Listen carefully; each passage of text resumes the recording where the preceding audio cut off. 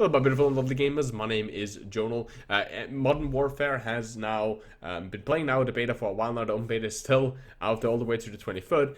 I've been playing this quite a lot, and I built a gun and a setup that is built specifically for rushing. For those people that just want to play a far more aggressive Call of Duty gameplay, more the kind of old school, not locking down corners and holding angles on, but playing really aggressively and just continuing just pushing, and getting these really sick flank and just flanking the enemy team consistently for these just satisfying multi-kill. This is the custom class for you. What I've been, just to try out the rush comp, I built a little bit of a rule set for myself, just to make sure that I wasn't kind of breaking any rules or holding on for too long. So I'm kind of only allowed to stop while I was playing this. I was only allowed to stop one if I knew I was engaging somebody was engaging me. So for example, if I was hearing footsteps, seeing on the right somebody was gonna run around the corner, I can stop an ADS. On the other hand, I did not try to drop. If I have full health, I'm just gonna hold that angle, let them rush past me, I'll gun them down and continue moving. The same goes for if I am very low health. So if I just want to firefight and my entire screen, is gray and I can't see shit, and I'm one-shotable from like an SMG across the map, I'm gonna be allowed to drop down, keep cover, let myself heal back up, and then push on. And the same goes for reloading. I'm allowed to, if I'm low on bullets, to jump into whatever, hide behind a crate, reload my gun, and then continue pushing. All these are just stuff so you don't suicide. The same goes if I was, if people were looking at me, if I knew that the enemy team was hard scoping me, I'm not forced to, I need to overrush rush, so then I'm allowed to, play around the corners, play around the crates, in general have a firefight, right? So I'm allowed to stop if there's actually a firefight or an engagement happen where I need to stop moving, if I need to reload, or if I'm solo health, I need just to wait until that goes. The same goes if there's like a predator missile above me, I'm allowed to run into a building and wait that predator missile out, so I just don't feed. Now, this is the custom game, this is the custom setup that I kind of built for you guys to try out and run with. And if you guys, hey, make some specification, or if there's some other guns that you guys really like, I tried this out with a couple of SMGs, that works well. There's some guns that you really like, then, well, you should try and tell down in the comment section what actually goes on. So, the gun is the M4A4. With the following attachment. Now, I tried two different versions of this, and there's two different versions I like.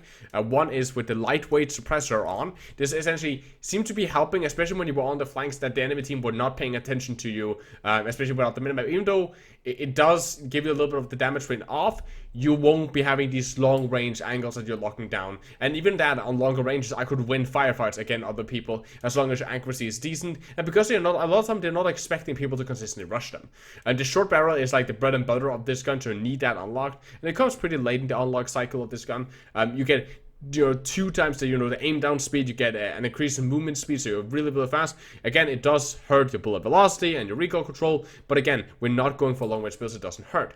The laser is the 5mm or the 5 watts laser, whatever milliwatts laser, whatever it's called. It is super bike range. It gives you incredible hip fire, which again is so important because a lot of times you're rushing doorways, you're rushing small rooms, and the fact that you can just hip fire, just gun people down, and they need to ADS or they won't hit you, you outduel everybody in close range unless they're running a shotgun, which has been like the one thing that really stops some of my rushes, was when somebody had a shotgun and could one-tap me, which is inconsistent for their part. So that laser, it doesn't matter that they can see your laser. Again, we're not locking down corners or anything like that. Then I ran a pistol grip. Again, aim down, start sprint to fire speed. So when if you're running and you get caught outside, you can quickly get it up and start aiming. It reduces your idle weight, doesn't really hurt us that much. And in the end, a sleight of hand.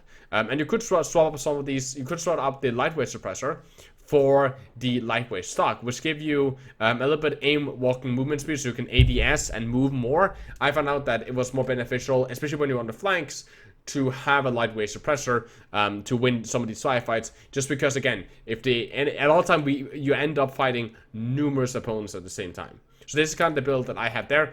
For my sidearm, I used a Desert Eagle with whatever attachment I had available. I think it's really good when you can get the trigger action on it, so you can fire faster, which is unlocked at, I think, level 9. Also, when you can get the laser on, which I think is unlocked at level 8. Both of those are very important to get back down as soon as you can. And the reason you're running the Deagle is because, one, it's the best gun in the beta, and because then you have something at least that gives you some form of long range. For perks, double time, just so you can have a little bit more tactical sprint. And you also got, yeah, you got increased cross movement speed. I don't crouch that much when I'm playing with this class, but especially the fact that you can run fast with tactical sprint is really good. I ran this with Ghost, so I was undetectable for UAV radar, so they don't know that I'm coming close to them, which is really, really good. And at the same time, I was running Shrapnel to have 2 tactical grenades. And you can run something else, because, for example, you could in theory run tune up or something like that. But I ran that just so I can have 2 frag grenades, so I can easily flush out enemies that was camping and do whatever I really needed to on that part. So that was what I'm running. A frag grenade was my lethal nades, and a tactical was the stun grenade. And this setup works really, really well, especially when you get up to a high enough level. I think it's over level, it's I think like 22 or something, when you can get stopping power rounds. Then this setup becomes nasty. The fact that you can get essentially this really good flexible, which works incredible at like closer to medium ranges, but it also works at the longer ranges. With stopping power, you just smell people in close combat. I found out that you hit with this gameplay, with this kind of game style, you normally get a lot of kills. I'm normally always on top of the scoreboard, just running around gunning people down, so on, so on, so on, so on, so on. And dealing with campers is not that difficult if you are playing this nice and methodically. A lot of times there's all these like nice flanks.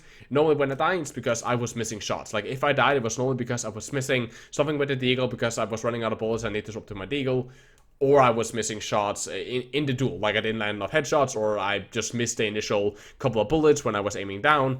Most of the time, that was what got me killed. But this is not a gameplay that will get you a lot of kill streaks. Now, you can get a kill streak. There were multiple times where I got that. But if you're going for, like, nuke style, right, then I don't think this will be the best. At that point, you have better on playing far more, safer and slower and more of this kind of, like, campy or lockdown angles.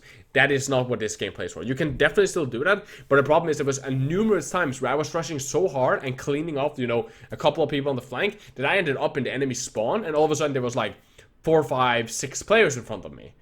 And all of a sudden that's like, okay, great, I'm just like, yes, I can get kills there, but there's no way I'm getting out. Right? And they will just start like tossing stuns and flashes after me, and there's no way I'm getting out, and then you die even with a high kill streak. And that was normally what got me. The fact that, you also, because there's a lack of a minimap, you're really reliant on having your Vs for the longer kill streak, so you actually know where the enemy team just spawn. Because normally you're not playing around with your team, so there's no safe corners, safe angles with your team where okay, I have a teammate on my right side. If he dies, I know there's an enemy there. Or if he's not open firing, I know there's an enemy there. And he will also to a certain extent slow them down, so I have time to adjust my position. You can't do that with this rush style, especially since a lot of times you can rush their spawn. For example, I did that in this gameplay right here. I spawned down, and immediately I just bolt, just straight forward, through every single door, over the windows, and I end up attacking their spawn. Now, in the end, I die because I don't see a guy laying down on the ground, which, again, is my fault. I should check the ground, and that's what got me killed there. I got 2, moved a little bit too far forward, and got killed. Also, what I think is important with this rush style, especially since you a lot of time will be facing numerous opponents, is to notice, where's the cover?